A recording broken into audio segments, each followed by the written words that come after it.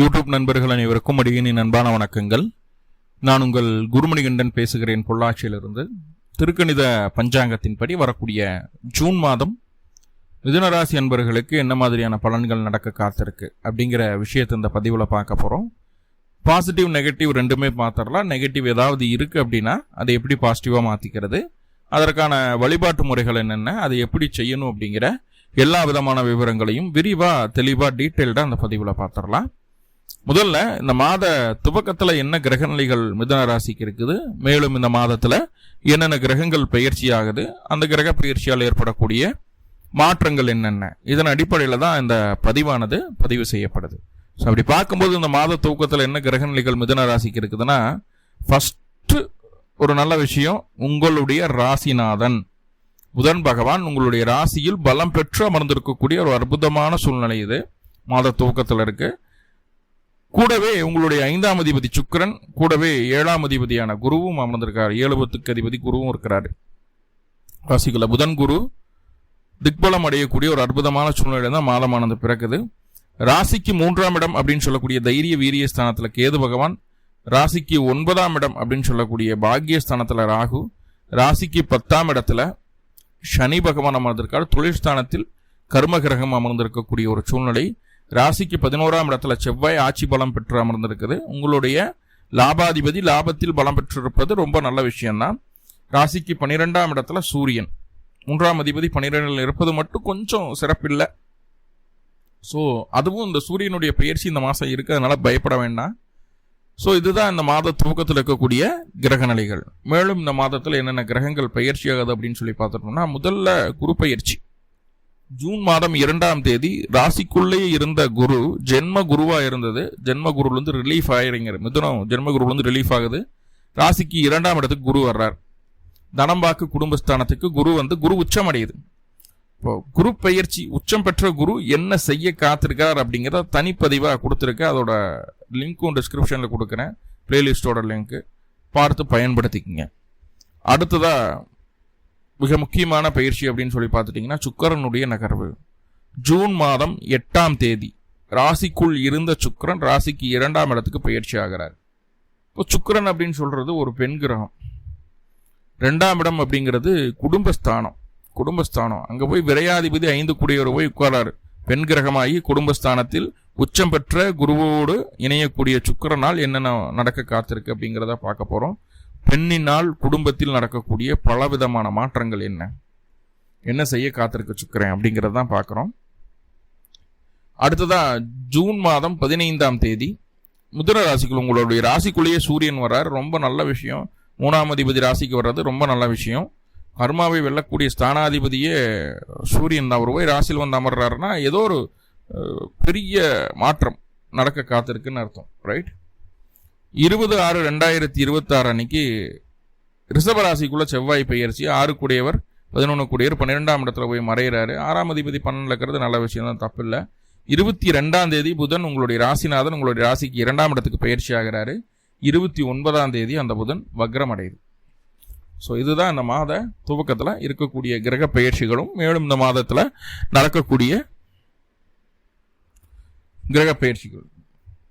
So இதை வச்சுட்டு தான் நம்ம என்ன ஏதுங்கிறத பார்க்க போகிறோம். முதல்ல சுக்கிரன், ஏன்னா குரு பயிற்சி அப்படிங்கிறது தனிப்பதிவாக கொடுத்துருக்கோம். இப்போது சுக்கிரன் என்ன செய்கிற காத்திருக்கிறார் அப்படின்னு பார்க்கலாம். சுக்கிரன் அப்படின்னு சொல்லக்கூடிய கிரகம் பாருங்க, 12ஆம் அதிபதி விரயஸ்தானத்திற்கு அதிபதி, தனம் வாக்கு குடும்பஸ்தானத்தில் போய் உட்கார்றார்.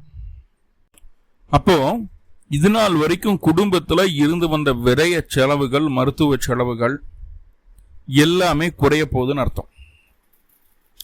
எல்லாமே குறைய போகுது அப்படின்னு அர்த்தம். அதுக்கெல்லாம் காரணம் ஒரு பெண் தான். ஏன்னா சுக்கிரன் அப்படிங்கிறது ஒரு பெண் கிரகம், ரைட்? செலவுகள் அனைத்துமே குறையும். அப்ப என்ன ஆகும்? செலவு குறையும் போது சேமிப்பு அதிகரிக்கும் அல்லது வரவுக்கேற்ற செலவாக மாறிவிடுகிறது. கடன் வாங்குவதற்குண்டான ஒரு சூழ்நிலையை இது தவிர்த்து விடுகிறது. இந்த சுக்கிரன் போய் 2ஆம் இடத்துல உட்கார்றது கடன் வாங்குவதற்குண்டான ஒரு சூழலை இது தவிர்த்து விடுகிறது அப்படிங்கிறத சொல்லுது. வேற என்னென்னவெல்லாம் இந்த 2ஆம் இடத்துல போய் சுக்கிரன் உட்காரும் போது 7 கூடையரோட சேர்ந்து அமர்றாரு. சுக்கிரன் 5 கூடையவர் கூட. மனசுக்கு பிடித்த விஷயங்களை மட்டுமே பேசுவோம். மனதிற்கு எதெல்லாம் பிடிக்குதோ அதை மட்டும் தான் பேசுவோம், அதை மட்டும் தான் கேட்போம், அதை மட்டும் தான் செய்வோம். நம்மளுக்கு கொஞ்சம் மன வருத்தம் தரக்கூடிய, கொஞ்சம் சங்கடத்தை தரக்கூடிய விஷயங்கள் ஏதாவது இருந்ததுன்னா அதுலேருந்து வெளியே வர்றதுக்கு என்ன வழியோ அதை தான் பார்ப்போம். அதுலேருந்து வெளியே வர்றதுக்கு என்ன வழியோ அதை தான் பார்ப்போம். ரைட். மூணாவதா, மனதிற்கு பிடித்தமான நபரை திருமணம் செய்து கொள்வதற்குண்டான வாய்ப்புகளை இந்த கிரக நிலைகள் ஏற்படுத்தி தருகிறது. கண்டிப்பா ஏற்படுத்தி தரும், எந்த மாற்றமும் இல்லை. காதல் பண்ணிட்டு இருக்கிறீங்க, இதனால் வரைக்கும் வீட்டில் சொல்லல, பிடிக்கல, அதை வீட்டில் போய் சொல்றதுக்குண்டான ஒரு சூழ்நிலையும் ஏற்படுத்தி தரும். குடும்ப உறவுகள் அனைவருமே உங்களுடைய விருப்பத்திற்கு எதிராக இல்லாமல் உங்களுடைய விருப்பத்திற்கு செவிசாய்த்து நீங்கள் சொல்வதை கேட்டு அவங்களுடைய சம்மதத்தோட திருமணம் செய்யறதுக்குண்டான வாய்ப்புகளை ஏற்படுத்தி தரும். குழந்தை இல்லாத தம்பதியருக்கு, மிதுன ராசியா இருக்கிறீங்க, குழந்தை இல்லை அப்படின்னா, குழந்தைக்காக முயற்சி பண்ணிட்டு இருக்கீங்க அப்படின்னா, இந்த காலகட்டம் மருத்துவ உதவியோடு குழந்தை பேரு கிடைப்பதற்குண்டான ஒரு சூழ்நிலையை இந்த சுக்கிர பகவான் ஏற்படுத்தி தருவார், மருத்துவ உதவியோடு. வேற என்னென்னவெல்லாம் கிடைக்குது அப்படின்னு பார்த்துட்டீங்கன்னா, தந்தை வழி உறவுகள் இருக்காங்க இல்லையா, தந்தை வழி உறவுகள் மூலமாக இருந்து வந்த சங்கடங்கள், சலிப்புகள், பிரச்சனைகள் அனைத்துமே நிவர்த்தியாகும். தந்தை வழி உறவுகள் மூலமாக உங்களுக்கு கிடைக்க வேண்டிய பொருளாதார உதவிகளும் இந்த காலகட்டம் கிடைக்கும். தந்தை அவர் பேரில் இருக்கக்கூடிய சொத்து பத்து விற்க முடியல, வாங்க முடியல, பிடிக்க முடியல, அந்த மாதிரி தந்தை பேரில் உள்ள சொத்து சம்பந்தமான விஷயங்களில் இருக்கக்கூடிய விவகாரங்கள் அனைத்தும் உங்களுக்கு சாதகமாக மாறிவிடுகிறது. அதிலிருந்து வந்த குறைநெறிகள் எல்லாமே உங்களுக்கு ஃபேவரா மாறுது. ரொம்ப நல்ல விஷயம். என்னன்னா, இந்த காலகட்டம் தந்தையினுடைய உடல் ஆரோக்கியத்தில் மட்டும் சற்று அதிக கவனம் தேவை. அவர்களுக்கு உடல்நல குறைபாடு வருவதற்கு வாய்ப்புகளை சொல்கிறது, சுக்கிரன் 2ஆம் இடத்துல இருக்கிறதுனால.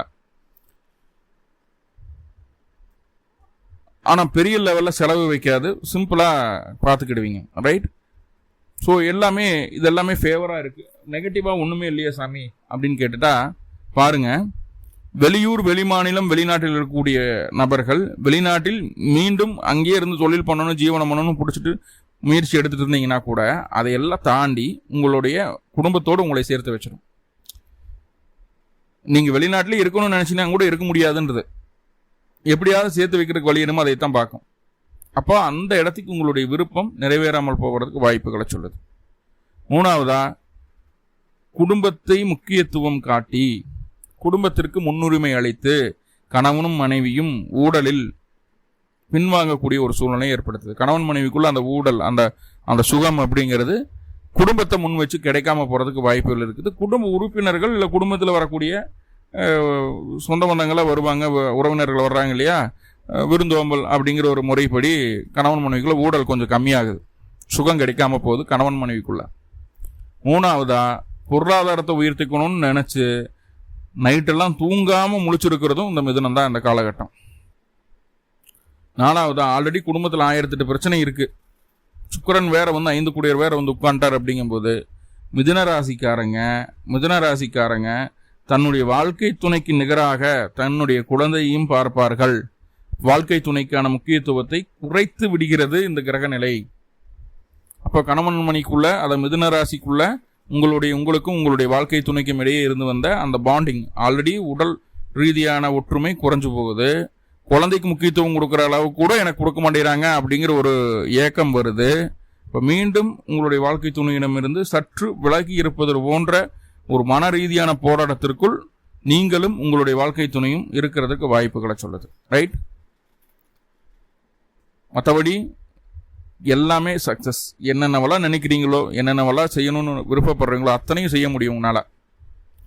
சிம்பிளா ஒரே ஒரு விஷயம், இந்த காலகட்டம் பேச்சுல மட்டும் கவனமா இருங்க.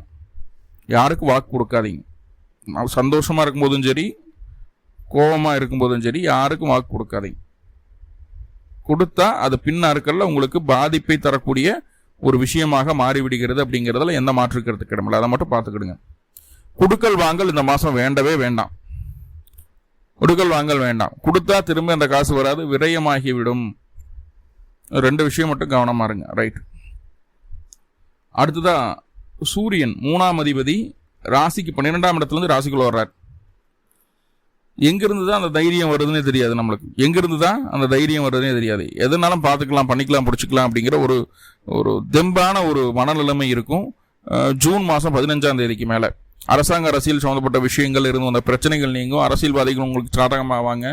ஊர் பெருந்தலைவர்கள் எல்லாமே உங்களுக்கு என்ன சொல்கிறது, ஒரு நண்பர்களாக மாறுவதற்குண்டான வாய்ப்புகளை சொல்லுது. கணவன் மனைவிக்குள்ளே சின்னதாக ஈகோ கிளாஸ் வந்தாலுமே அதை அண்டர்ஸ்டாண்ட் பண்ணிவிட்டு அடுத்து மூவ் ஆன் பண்ணுறதுக்குண்டான வழி என்னமோ அதை செய்வீங்க. என்ன நீங்கள் மனசுக்குள்ளே நினைக்கிறீங்க, என்ன செயல்படுத்தணும்னு விருப்பப்படுறீங்க, எல்லாமே உங்களுடைய முகஜாடையிலேயே வெளிப்பட்டுரும். சகோதரத்தினுடைய ஆதரவு பூரணமாக கிடைக்கும். உங்கள் மாமனார் அப்படிங்கிற உறவு உங்களுக்கு ஃபுல் சப்போர்ட் பண்ணுவாங்க. அக்கம் பக்கத்தினர் இருக்கக்கூடிய பெருந்தலைகள் எல்லாமே உங்களுக்கு ஈஸியாக நண்பர்களாக மாறுறதுக்குన్న வாய்ப்புகளையும் சொல்லுது. இதெல்லாமே உங்களுக்கு சுபமாக இருக்குது, ஒன்றும் பிரச்சனை இல்லை. மனம் அப்படிங்கிறது பதட்டம் இல்லாமல் தெளிவான மனநிலைமையோடு யோசிக்கக்கூடிய, அதை யோசித்த விஷயத்தை செயல்படுத்தக்கூடிய ஒரு அமைப்புகளுக்குள்ள மனம் அப்படிங்கிறது செம்மப்பட்டு போகுது இந்த காலகட்டம். ஸோ அது இருந்தாலே போதுமானது. ஒரு சிங்கத்தின் கர்ஜனை, ஒரு சிங்கத்தின் பலமும் ஒரு நரியின் தந்திரமும் இணைந்தால் எப்படி இருக்குமோ அந்த மாதிரி மிதுன ராசி 15ஆம் தேதிக்கு மேலே செயல்பட காத்திருக்கு. எந்த ஒரு பெரிய விஷயமா இருந்தாலும் 15 to 22ஆம் தேதிக்குள்ள அந்த 7 நாட்கள் எந்த ஒரு பெரிய விஷயத்தையும் மூவ் ஆன் பண்ணி செய்திருங்க.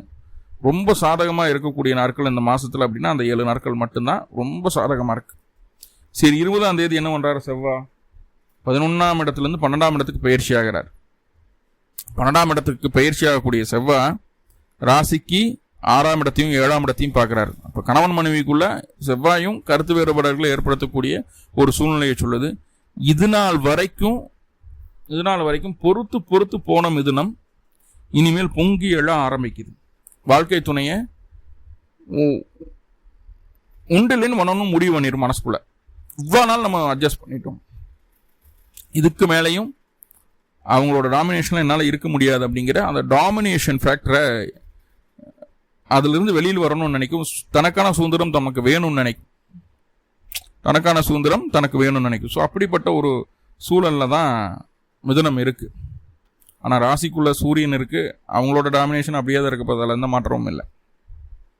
ரைட், அடுத்ததாக பார்த்துட்டிங்கன்னா புதன் ராசிநாதன் ராசிக்கு 2ஆம் இடத்துக்கு பயிற்சி ஆகிறாரு. என்ன நடந்தாலும் பரவாயில்ல, வருமானம் முக்கியம், குடும்பம் முக்கியம் அப்படிங்கிற ஒரு மனநிலைமை வந்துடும் உங்கள் மனசுக்குள்ள. கண் சம்பந்தமான பாதிப்புகள் நீங்கும். வயது முதிர்ந்த நபர்களுக்கு உடல் ரீதியாக இருந்த அந்த தொந்தரவுகள் நீங்குது. உடல் ஆரோக்கியம் மேன்மையடையுது. இருதயம் சார்ந்த பாதிப்புகள் ஏதாவது இருந்ததுக்கான மருத்துவமெல்லாம் பார்த்துருந்தீங்கன்னா அது கொஞ்சம் உங்களுக்கு கைக்குள்ள வருது. அந்த நோயினுடைய தீவிரம், வீரியம் குறையுது. இதெல்லாம் இருக்குது. பேச்சில் தனித்துவமாக இருக்கிறீங்க, அதெல்லாம் ஓகே. குடுக்கல் வாங்கலில் மட்டும் கவனம் வேணும். முடிச்சுங்க. 29ஆம் தேதி அந்த புதன் வக்ரம் அடைகிறாரு.